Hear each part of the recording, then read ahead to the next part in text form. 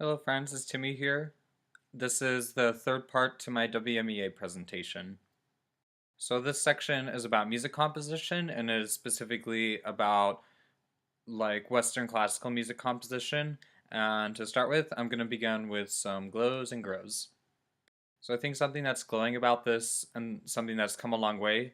When I was first starting this section and doing write-ups and presentations for it, I had a lot packed into this. This was a really difficult section for me to navigate at first because my influence from Western art music composers, or at least finding their influence, felt very highly personal for me and helped me in just very real bold ways.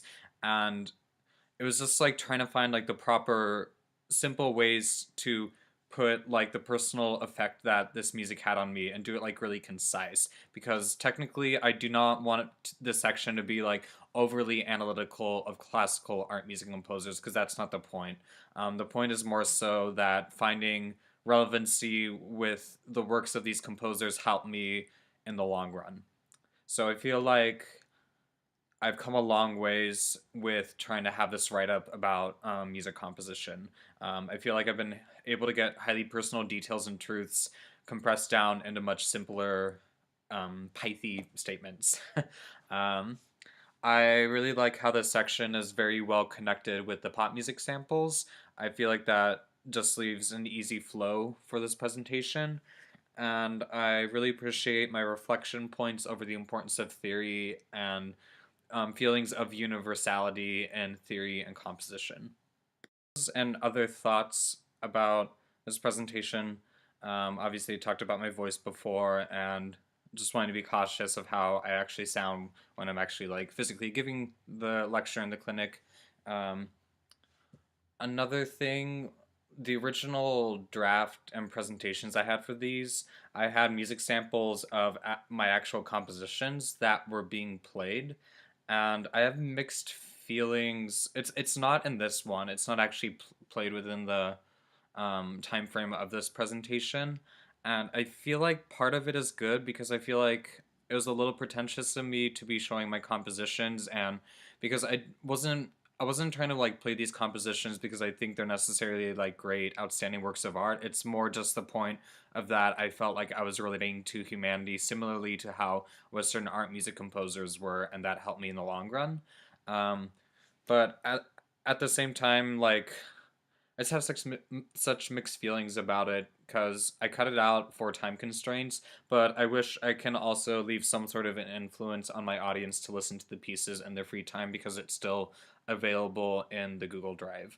Which, by the way, I'm going to leave the links for those pieces um, in the description below if you want to go check that out.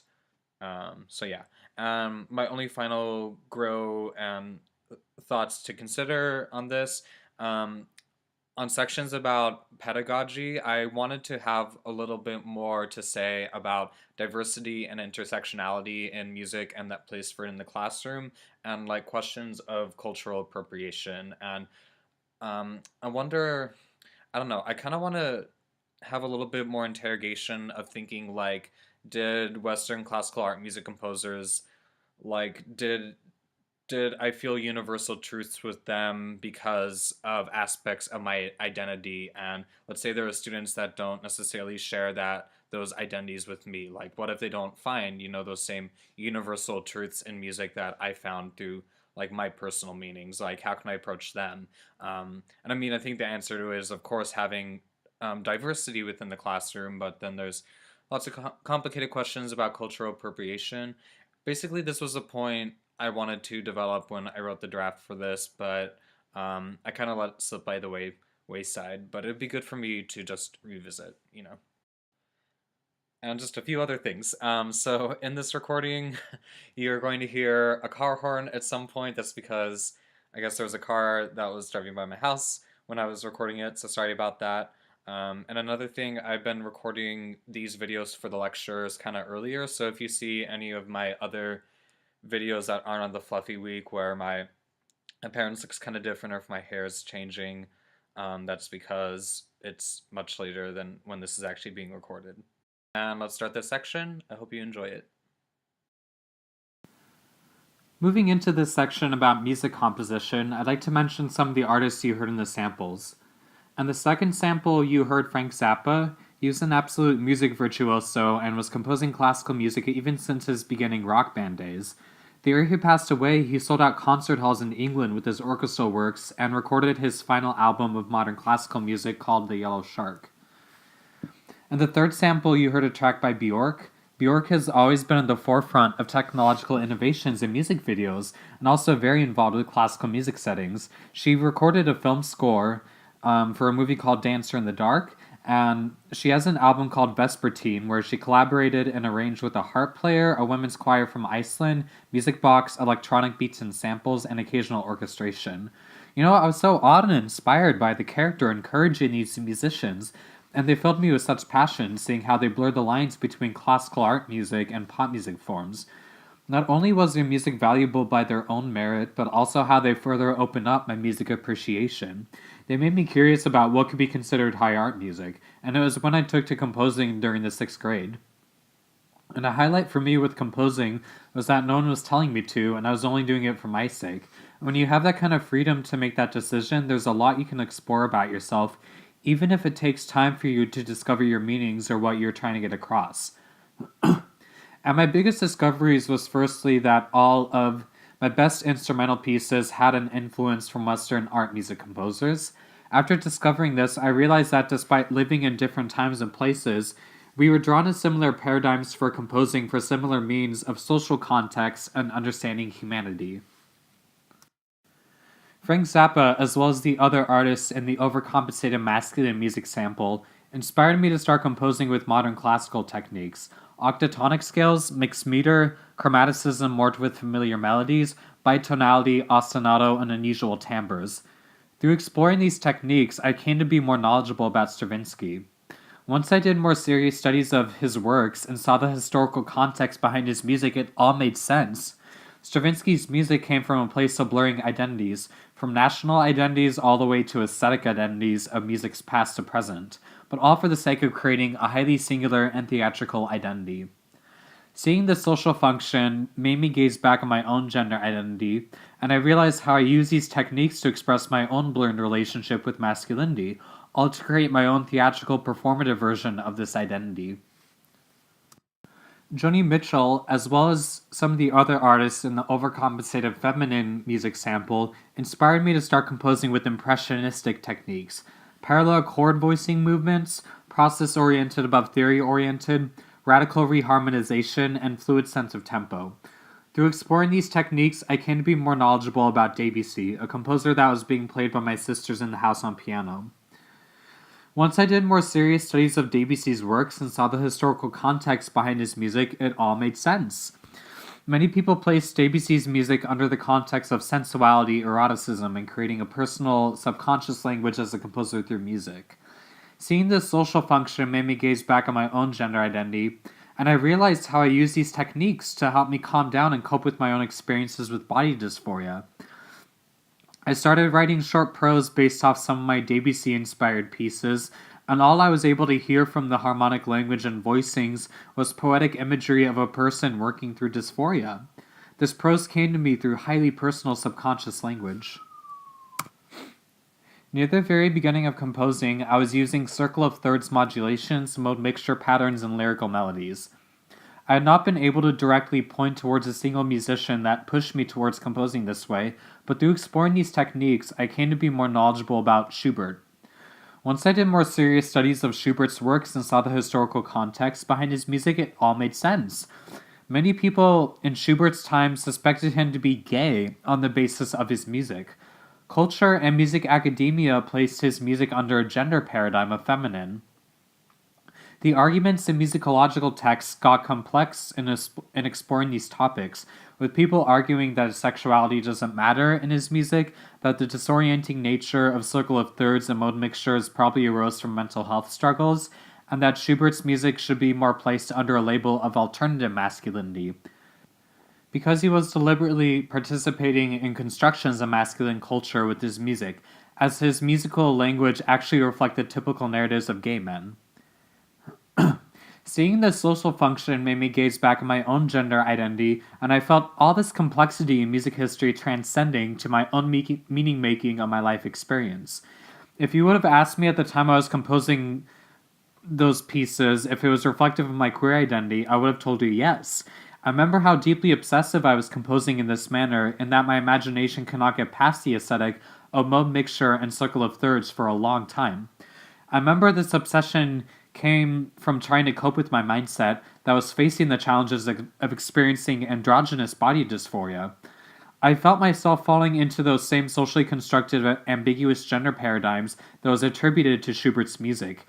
Here I was trying to understand my lifetime of expressions that were falling outside of binary genders, and I was immediately told that art I was creating back then is historically, socially, and culturally gender ambiguous. All in all, these complexities and social functions mattered to me. It made me feel like I captured a way to make meaning of my world through music, and after growing into these realizations came an ability to improve upon these Stravinsky, Debussy, and Schubert inspired pieces in college.